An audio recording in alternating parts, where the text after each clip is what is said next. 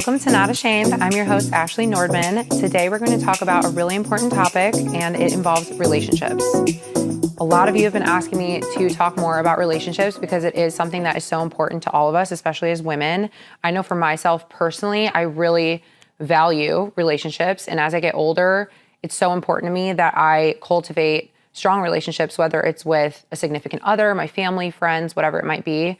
Today, I really want to focus on relationships with your significant other, however.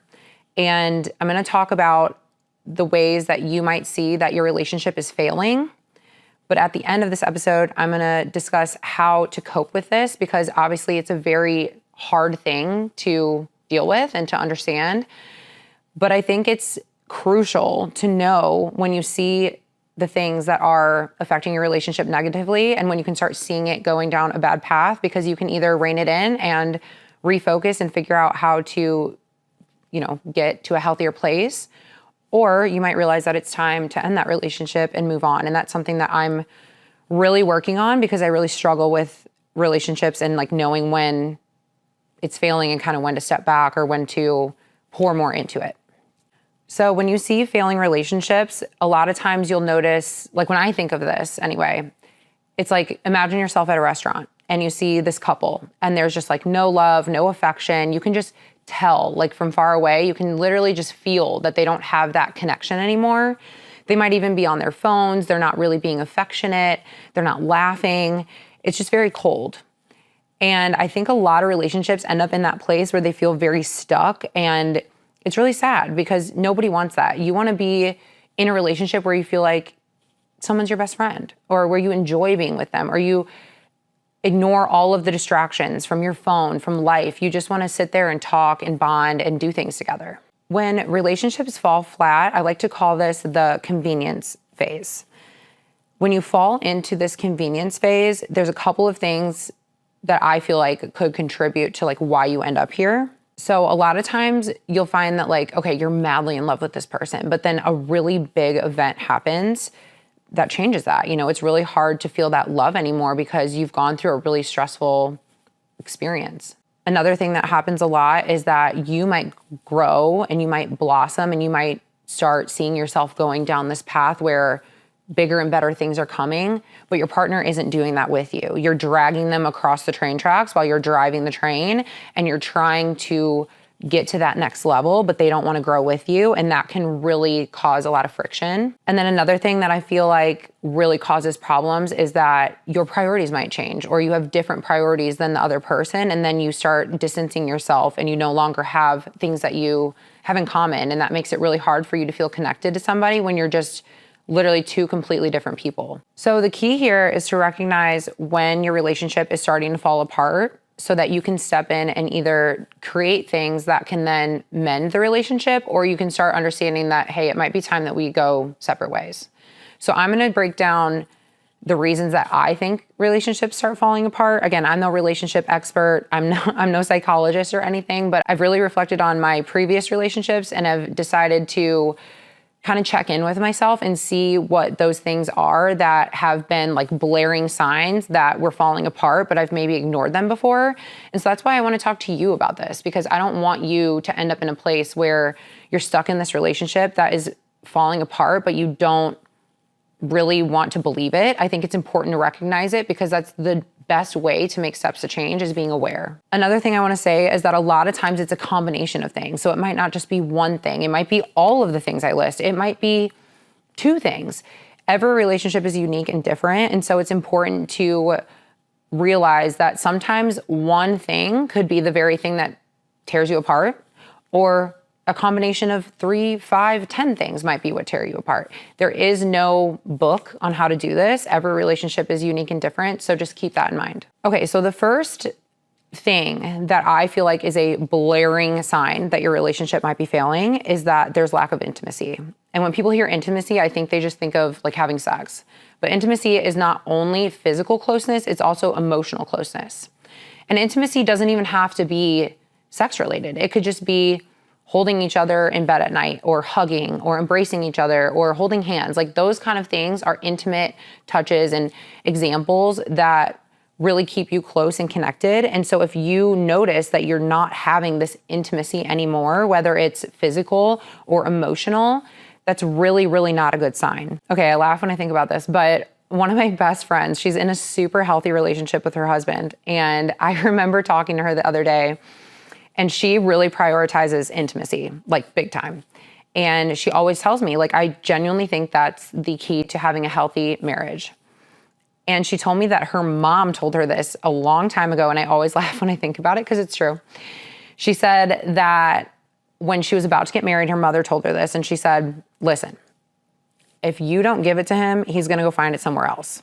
And as like weird as that might sound, I'm like, men want to have sex. And if you don't give that to them, like they're gonna find other ways to be fulfilled. And I personally think as someone's partner, like you would want to be the person they go to for that. So it's always important to prioritize that, especially like as women. I feel like some of us aren't like as intimate in those ways, or like we don't want to have sex as much or something. But in my eyes, it's important to really like put your partner first and make sure that's a priority. And even on those nights where you like don't want to, but they do, like make sure you're making them happy and fulfilled, because it really is a way, I feel like, in my opinion, that men feel very connected to you. And I just think it's important that we are prioritizing that. So I always think that's like a funny little thing that my girlfriend tells me, but it's true. I need to have her on the podcast because she would say it much better than me, because whenever she tells me it, I always like laugh at the way she says it. So what do you think about that? Do you feel like it's so important that intimacy is a priority? Because I do feel like when I talk to some of my girlfriends, like they kind of forget like how important that is. So I want to know like if you feel that way too. But I will say, like, the people that have the healthiest relationships that are in my life, I can think of a couple of people that are married that I know really well. They very much so prioritize being intimate with each other, and it's very important to them that they are consistently having sex. Okay, so this one is huge to me, and this is lack of communication or poor communication. And I'm sure you're sitting there like, duh. Communication is everything, duh. And if you don't have good communication, that's the first way that you're gonna probably realize like your relationship is falling apart. But unfortunately, I feel like a lot of us struggle with communication and don't even realize like what that means or why it's so important. And so healthy communication is the basic understanding of someone's emotions and intentions behind their words. So like, hear me when I say that. Like, it's when you're talking to someone and they understand exactly what you're saying, the emotions behind it, and what your intent is. And I truthfully think a lot of people where communication issues come in play are when people think that your intentions aren't good, or they think your intentions are something different than what they really are. And so that is why it's so important to deeply understand your partner, because you know, if you know their heart, you'll know what they're saying and where it's coming from, and you're gonna either take it into consideration much more than you would if you didn't understand them at that level, or you're gonna at least be less like heightened when they approach you with something, especially hard things. Because if you know they're coming from a place of love, you're never gonna be pissed off. You're never gonna be mad when they come and talk to you about something. Maybe they're, upset with something and they wanna just like give you some constructive criticism. But if you immediately go into the conversation being like, see, they're trying to attack me, you're not even gonna listen. You're gonna just be so emotionally heightened that you're not gonna take in what they say, and it's just gonna cause problems. So you really have to get to the root of your partner and even yourself, so that you know what those intentions are behind the words that are being said, because it's so, so important for you to be on the same page, and communication really is everything. Anytime I think of previous relationships, I do feel like this is something that I really have problems with, because I've always felt like people don't actually understand me and my heart. And think of like how painful that feels when you're trying to have a conversation with someone that you love so much, but they don't actually understand where you're coming from or who you are deep down. There's always gonna be a disconnect, and you're never gonna actually have a very successful relationship unless you understand that with each other. The next one is interesting, because I feel like you wouldn't think it's that big of a deal, but from the research I've done, it actually is kind of a big deal. So this is not showing PDA. So not showing a public display of affection. And now I'm not saying like walking into Costco, making out with each other, but holding hands or making it known that you two are together in public, or even just like embracing each other when you're at dinner or giving each other a hug or whatever it might be. Because when you're proud of the partner you have, you want to show them off and you kind of want the world to see that you two are together and that you're happy.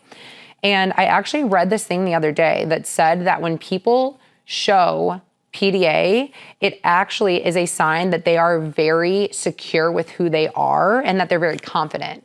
And I guess that makes sense to me, because if you are confident in the person you're with, you're going to want the world to know. And if you're not confident in that, or confident in yourself and the decisions that you make and the person that you're choosing to be with, you're going to be questioning yourself, and you're not going to be so excited about sharing that love that you have for someone. So it really is important to, again, I know some people get uncomfortable with this, but I think there's even just a little tasteful things you can do to show your partner that you love them, and to like do it in public and make each other feel good. Okay, so using terms of endearment, that's something that's like definitely, I feel like guys, if you're listening, like women love that. Like they love hearing terms of endearment. So like calling each other babe, or having cute nicknames, or whatever it might be. If all of a sudden that stops and you're not using cute, like funny terms with each other, or things that just like make you feel affectionate, I feel like that's a huge red flag. Because especially like at the beginning of relationships, it's so easy to like text each other and be like, hi sweetie, hey babe,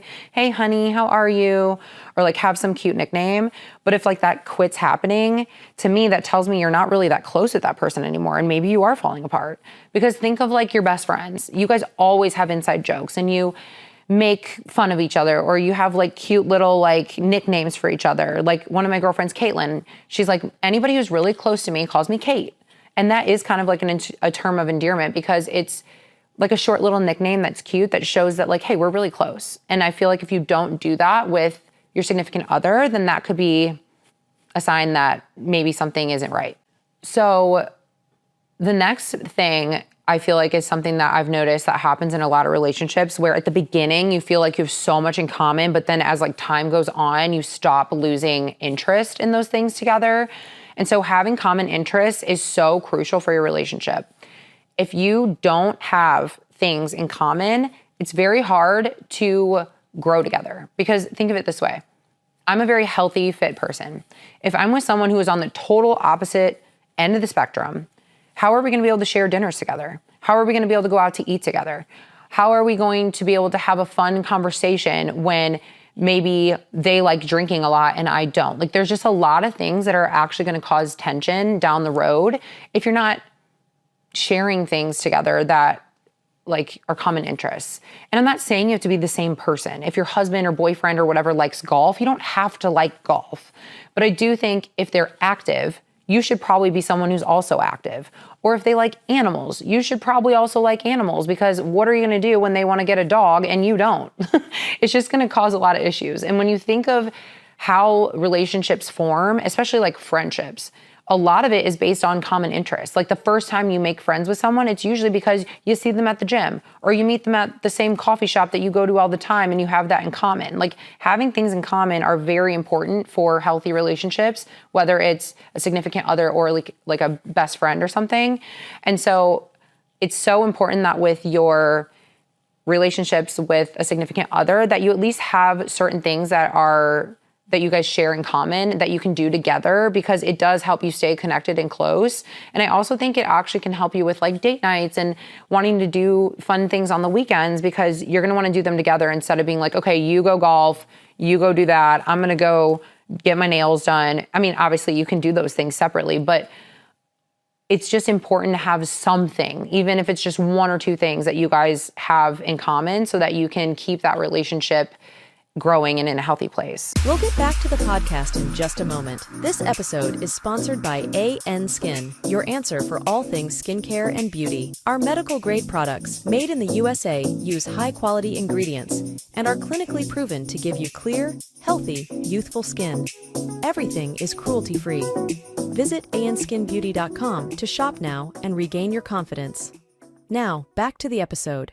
So stemming off that, is spending time with each other. If you're not spending time with each other anymore, or you legitimately find yourself wanting to just get away from them as much as you can, that's a huge red flag, because you should be wanting to spend as much time as you can with your significant other, and you should see them as your best friend. So like if you're somewhere and you're like, darn, I wish he was here, or I wish she was with me, or whatever it might be, like that's healthy to me.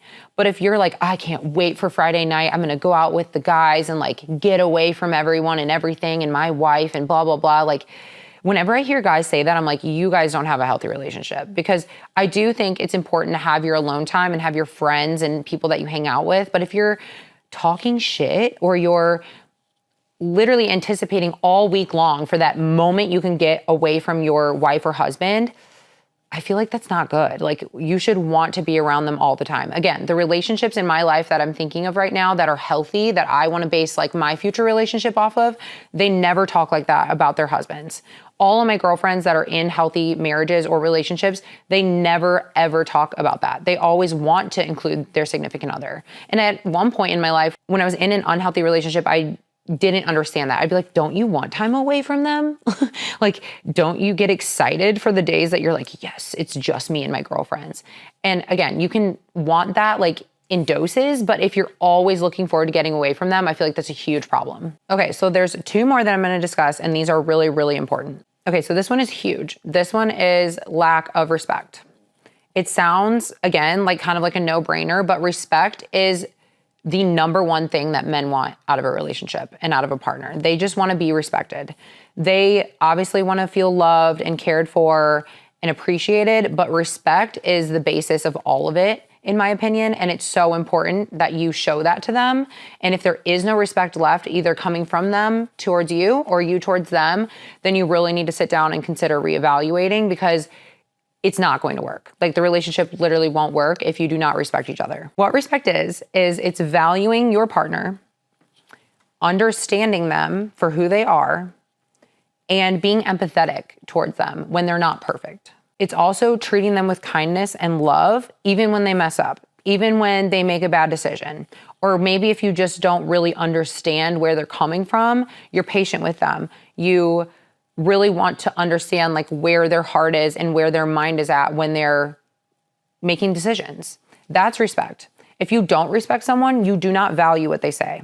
They might give you input and you brush it off. They might mess up and you just attack them. And that is the ultimate way to end a relationship. Because if you don't respect them or they don't respect you, if you're listening and this is what like a guy is doing to you, you need to have a conversation with them very quickly, because it's only going to get worse. And when you don't value the person on the other end, you feel it, you know, and then you don't feel important. And then you start thinking, what's the point? Why are we doing this? Why am I with this person? If they don't care what I'm saying, doing, if they don't care all the great things that I'm trying to help them with, or mowing the lawn or cleaning the house, whatever it might be, like you're going to be resentful and you're not going to be in a healthy place, and either are they. So the last thing I want to touch on is that if you're not in a healthy relationship, or you feel like maybe your relationship is falling apart, this is probably going to resonate with you. You start losing your sense of self. And I've absolutely done this before. There have been plenty of times in my life where I've been in relationships where I don't even know who I am anymore. I don't even understand why I'm acting the way I'm acting. I'm not my best self. The other person I'm with, they can't make me do anything, right? I make that decision. But if I'm in an unhealthy place, I just am not being my best. I'm not making my best choices. I'm not showing up right. I might start gaining weight because I'm not taking care of myself anymore. I might start lashing out, and I've never been that way. Or maybe I start becoming really selfish or closed off because I'm just hurt, and then I'm not being myself when I'm a really outgoing person.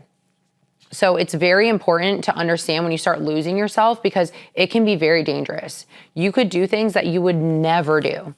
And when you start making those decisions, think of like how heavy that's going to feel later when you carry around that pain of knowing you did something that was so out of your character that, you know, that's really heavy. That's really hard to do. So, or that's really hard to handle. So for me, it's so important that you recognize when you start losing your sense of self, because that's when you're going to start doing things out of character, and that really, really hurts your heart to be doing things that you know aren't you. So when you're clouded with someone's negative judgment or you're in a really toxic place, it can just be so hard to make decisions that you would normally make in a healthy way.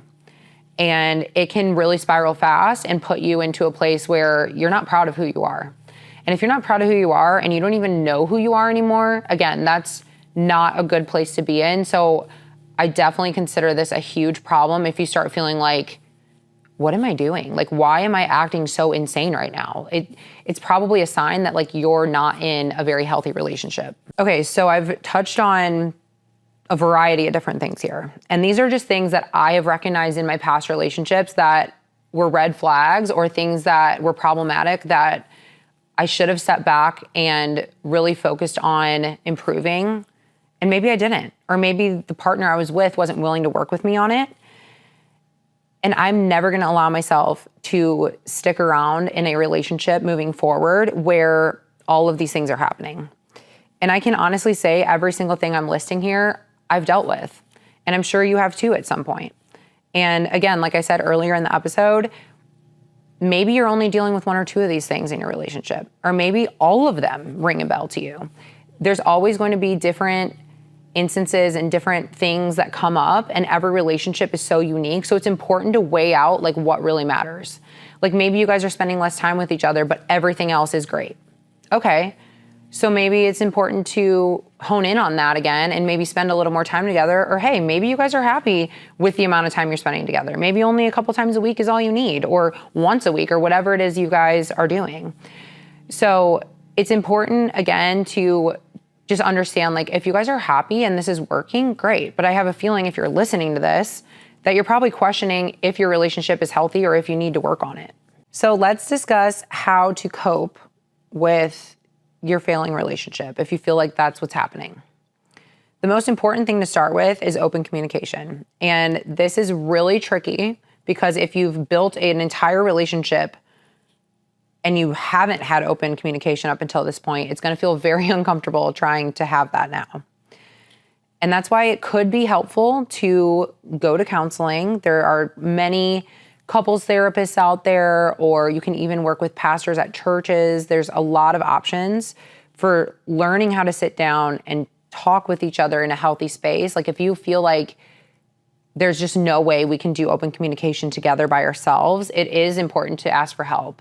And you can even ask friends and family. Like for me, I have, like I said, some friends that are in really healthy relationships. It could be important for like this couple and me and my significant other, whatever, to sit down and like all have a talk and just, you know, be open with each other. Hey, how do you guys find success together? What do you do to be on the same page all the time?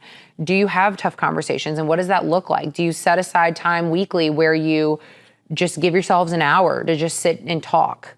I know when I've done therapy before, these were all things that the therapist had mentioned, like having set time every day, even for just 15 minutes, where you can get out anything, the things you don't like, the things you do like, the concerns you have, your worries, your plans for the week, whatever. Because when you don't allot time for that, it's really easy to just like stop talking to each other. So open communication is huge. And what that means is just being open, vulnerable, honest with each other, confronting them with things that are hard instead of texting them about it or not talking to them about it at all or talking to your friends and family. Like you need to go to them first. And one thing I've really worked on that I'm utilizing like in my friendships right now, even for like whenever I am in a relationship again, is when something bothers me, just to say it right away.